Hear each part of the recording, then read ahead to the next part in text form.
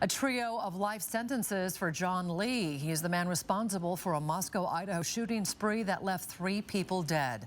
In March, Lee was convicted of gunning down his mother, Terry Grabelski, landlord David Trail, and Arby's manager Belinda Niebuhr. KXLY4's Jeff Humphrey working for you in LATAH County, where prosecutors say Lee's paranoid delusions make him too dangerous to ever be eligible for parole.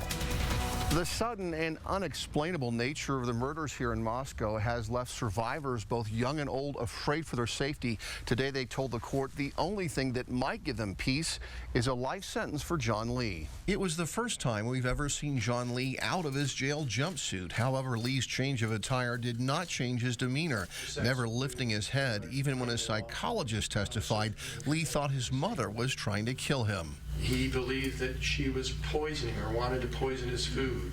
Today we also learned Lee targeted people who actually tried to help him. His landlord, David Trail, recently jump-started Lee's car, but Lee, seen here in this surveillance video, ambushed Trail in his office. Mr. Lee returned into the office, which is when he shot Mr. Chen, and seeing that Mr. Trail was still moving, he shot him again.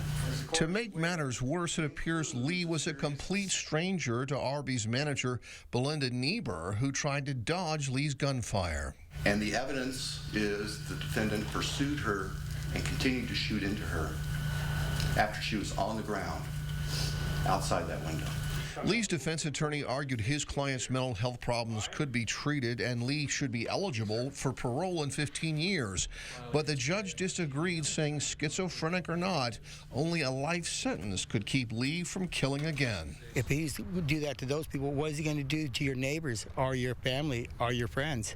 He has no regard for anybody's life. So why would he have regard for yours or mine?